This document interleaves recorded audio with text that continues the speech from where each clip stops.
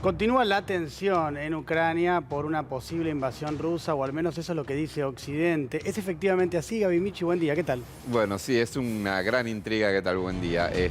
Porque esto es lo que agita particularmente la OTAN, particularmente Ucrania, diciendo que es inminente la posibilidad de una invasión rusa sobre Ucrania.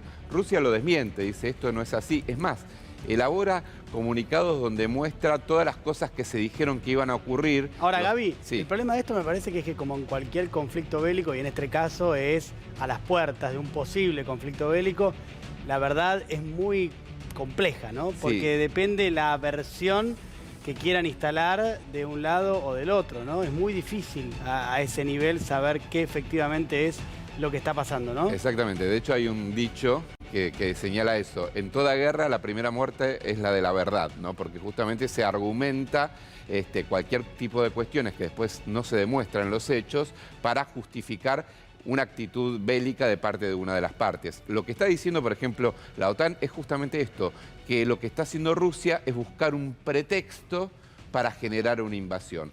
Rusia dice, no, lo que está haciendo la OTAN es en realidad generar un pretexto para que Ucrania pase a formar parte de la OTAN y en cierta medida garantizarse una presencia militar ahí al borde de la frontera con Rusia. Lo cierto es que ayer sí se determinó que hubo algunos enfrentamientos en algunas de las áreas separatistas, las repúblicas separatistas que en realidad no son repúblicas, pero pretenden serlo, que son regiones dentro de Ucrania que quieren separarse de Ucrania. Y hubo algunos enfrentamientos entre milicias prorrusas que están abonando a la idea de que estos lugares se independicen de Ucrania, obviamente bajo la protección después de Rusia, pero que es algo que viene ocurriendo desde el año 2014. No es nuevo, o sea, es cierto que hubo enfrentamientos, pero no es algo que sea novedoso en ese lugar. Lo que dice desde Ucrania es que están fomentando Rusia, quizás no ir a un conflicto directo, pero sí utilizar como un desgaste para Ucrania a estas fuerzas prorrusas en Donetsk, en Luhansk, entre otras regiones. Ahora, ¿qué puede pasar en las próximas horas? Es determinante las reuniones que van a tener el actual secretario de Estado de Estados Unidos, Blinken, con el canciller ruso, Lavrov. Se van a reunir mano a mano para definir, volvemos a decir lo mismo, el conflicto es entre Rusia y Ucrania es el convidado de piedra porque no se reúne el canciller ucraniano, se reúne el de Estados Unidos, lo que demuestra qué tipo de juego de poder está dando vuelta acá. Claro. Y quiénes son los intereses. Ahora, Gaby, ¿qué es eso de quién es Bart Gorman? Bart Gorman era el número 2 de la embajada de Estados Unidos en Rusia. Rusia ayer lo expulsó de territorio ruso. Bueno, obviamente estaba allí en la embajada en Moscú. Lo que dice Estados Unidos es que va a actuar en consecuencia, es decir, seguramente van a expulsar a un funcionario importante de la embajada rusa en Washington, pero lo cierto es que lo que acaba de explicar el gobierno de Vladimir Putin es que esto en realidad es una consecuencia de actitudes que había tenido Estados Unidos con diplomáticos rusos. Hace un tiempo Estados Unidos había echado una serie de diplomáticos rusos acusándolos de espionaje, ¿no? Y entonces un poco este es el argumento que utiliza Rusia para echar al número 2 de su embajada, de la embajada norteamericana allí en Moscú. Es un clima de tensión, muchos dicen es un clima prebélico. Lo cierto es que las dos partes tienen mucho que perder acá. Primero que nada, Rusia obviamente enfrentándose ya no con Ucrania, sino con la OTAN directamente, que puede tener un costo muy elevado esto. Pero también la propia Ucrania y los países de la OTAN que saben que Rusia tiene un potencial militar importante, no obviamente de las dimensiones que tiene la OTAN, y que esto podría generar una crisis en toda esa región, que es una región que ha venido en conflictos permanentes, sobre todo después de la disolución de la Unión Soviética, ¿no? Antes, bueno, la disputa era la Guerra Fría, ¿no? Pero después de la disolución de la Unión Soviética, estas naciones que antes pertenecían, como el caso de Ucrania, a la Unión Soviética, quedaron en una puja de tensiones entre los movimientos más pro-occidentales, como es el actual gobierno de Zelensky, el presidente ucraniano, y aquellos que querían volver a lo que fue, en cierta medida, la predominancia de la Unión Soviética o de Rusia en este caso, ¿no? En ese escenario es que parecía que había un canal de de diálogo. Después los últimos episodios mostraron en cierta medida que había como una discusión sobre si, por ejemplo, era real que Rusia estaba retirando tropas o no. La OTAN dicen que no hay pruebas de que esté retirando tropas de la frontera con Ucrania, pero por otro lado ahora se abre este escenario de un diálogo directo entre Rusia y los Estados Unidos a través de sus cancilleres o sus representantes de sus relaciones exteriores, ¿no? El otro día entrevistaban nuestros compañeros de Mañanas Argentinas a una periodista ucraniana y lo que ella decía es, bueno, acá estamos en guerra hace 8 años. La sensación hoy por hoy no es diferente a la que venimos sintiendo hace 8 años.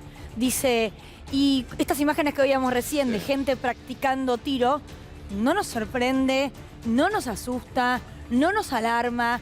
Digo, el mundo nos mira con unos ojos que los propios ucranianos no tenemos. Totalmente. Bueno, el este de Ucrania, yo les contaba, desde el año 2014 justamente, están en guerra. Están en guerra, una guerra civil, si se quiere, entre milicias prorrusas y obviamente sectores, el gobierno de Ucrania que no quiere que esos lugares se independicen, ¿no? A ver, les voy a recordar un episodio que quizás muestra también, cuando uno piensa en milicias, dice, bueno, pequeños grupos rebeldes que hacen algún tipo de pequeños enfrentamientos. Ustedes recordarán que hace unos años se produjo el derribo de un avión de Malaysian Airlines. Sí, claro. No el que se perdió, que nunca más se supo nada, sino que hubo un avión de Malaysian Airlines con más de casi 300 pasajeros que fue derribado cuando atravesaba la zona este de Ucrania. Después se comprobó, y de hecho hay un juicio internacional por este tema, que los que derribaron esos eran estos milicianos prorrusia, con misiles que tenían, y ahí te demuestra la capacidad armamentística que tienen estos grupos, que son grupos que dicen que quieren la independencia de estos lugares, pero particularmente que quieren, en cierta medida, una mayor cercanía, obviamente, con Rusia, ¿no? Pero digo, capacidad armada tienen estos grupos, y lo que decía esta periodista es así, en realidad. Viene en guerra, en una especie de guerra civil desde el año 2014, y es permanente esto. Ayer veíamos una imagen que Occidente lo aprovechó para decir, ven que Rusia está agrediendo, que era el ataque que se había, en estos ataques que hay entre fuerzas, milicias prorrusas y el ejército ucraniano, había una bomba que había explotado en una guardería. Provocó 3 heridos leves, no graves, pero bueno, era como un impacto muy fuerte porque se trataba de una guardería, ¿no? Y bueno, y lo que decían los testimonios ahí, esto está pasando desde hace 8 años. Claro, realmente. no es nuevo. ¿Dónde es exactamente la región donde están los separatistas prorrusos? Es el este, es Luhansk y Donetsk, son 2 regiones que hace mucho tiempo quieren la independencia. Y yo contaba el otro día... Pero está así, digamos, las Fuerzas Armadas ucranianas están ahí, digamos, tratando de encontrar la situación. Claro, hay Fuerzas Armadas de Ucrania tratando de retener esas regiones dentro de Ucrania, y están los milicianos prorrusos que operan desde allí. Claro. Son ucranianos, ¿eh? Claro. Son ucranianos. Sí, claro. Son ucranianos que quieren... Bueno, como pasó en Crimea. ¿Y el gobierno de esa región a quién responde? ¿Responde al gobierno ahí central? hay una disputa de poder, porque Ucrania considera que el gobierno local debería ser una representación de Ucrania. Sin embargo, hay como una especie de declaración de república por parte de autoridades locales. Hay autoridades locales que casi se consideran una república separada de Ucrania, pero no es reconocido por Ucrania eso, ¿no? Entonces, ese es el tema. Cuando pasó en Crimea, lo de Crimea fue muy fuerte también, por lo que representa Crimea en la historia y demás, y porque fue muy simbólico, que es Crimea hacen un plebiscito, ¿no? El 95% de los habitantes de Crimea, que pertenecía a Ucrania, dicen queremos pertenecer a Rusia. 95. 95%. ¿Y qué pasó? Se tuvo que pasar a pertenecer a Rusia a tal nivel que hoy por hoy es una de las bases operativas más importantes que hoy tiene Rusia para amenazar, si se quiere, a Ucrania, ¿no? Y bueno, y de hecho hizo todas unas obras de infraestructuras impresionantes ahí Rusia para demostrar el interés que tenía por esa región. Ahora bien, ¿qué va a pasar? Bueno, yo creo, esta es una opinión en base a la información que uno va recolectando en todo este tiempo. Es difícil que se llegue a un enfrentamiento Rusia-Ucrania de una guerra entre 2 países. Es muy probable que lo que veamos en los próximos días es que estos movimientos prorrusos que quieren la independencia de estas regiones en Ucrania, en el este de Ucrania, avancen, que haya más enfrentamientos y obviamente la duda va a estar si está Rusia fomentando todo esto para generarle un problema al gobierno de Zelensky, ¿no? También. Gracias, Javi. De nada.